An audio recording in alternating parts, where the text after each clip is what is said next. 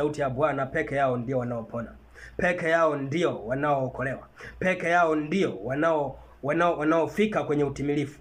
Haleluya, haleluya.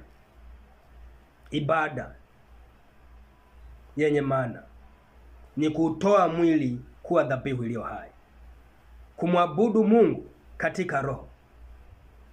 Haleluya.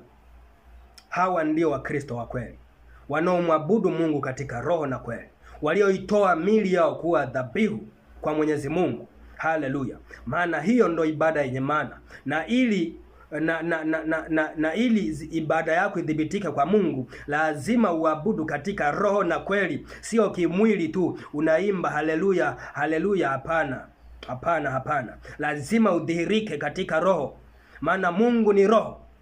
Lazima udhihirike katika roho. Naongea na wewe mtu wa Mungu, badilisha njia zako na taratibu za kumwabudu Mungu. Usimwabudu Mungu juu juu.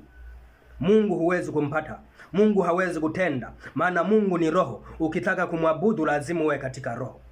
Sasa ninakufundisha namna ya kuwa katika roho, ni kuutoa mwili wako kuwa dhabihu iliyo hai na kuyaishi mapenzi ya Mungu na kutii amri zake. Haleluya. Matendo ya dunia yanakufa kwako. Haleluya. Wala msifuatishe namna za dunia hii, bali mgeuzwe kwa kufanywa upya nia zenu. Haleluya. Unageuzwa na kufanywa upya nia yako. Haleluya. Ukiwa unaabudu katika roho na kweli, ukiutoa mwili wako kuwa dhabihu iliyo hai, unageuzwa upya nia yako, inafanywa kuwa mpya. Haleluya. Unawaza upya, unawaza vizuri, unawaza sio kama ulivyokuwa unawaza zamani. Utatembea sio kama ulivyokuwa unatembea zamani. Utaimba sio kama ulivyokuwa unaimba zamani. Utasaidia sio kama ulivyokuwa ukiishi zamani. Haleluya. Kila kitu kinabadilika kwenye maisha yako. Hapa ndipo utakuwa umeutoa mwili wako kuwa dhabihu iliyo hai, na hapa ndipo utakuwa unamwabudu Mungu katika roho na kweli. Haleluya, haleluya. Mpate kujua katika mapenzi ya Mungu yaliyo mema na ya kupendeza na ukamilifu. Haleluya.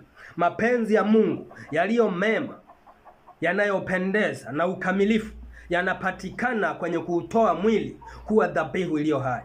Na hii ndiyo inayomsababisha mtu aabudu katika roho na kweli. Kuabudu katika roho na kweli hakuhitaji mambo mengi. Ni kumkabidhi Kristo mwili wako, ni kuacha matendo ya dunia, kuacha kufuatisha namna za dunia, bali kufanywa upya nia yako. Haleluya. Kufanywa upya fikira zako.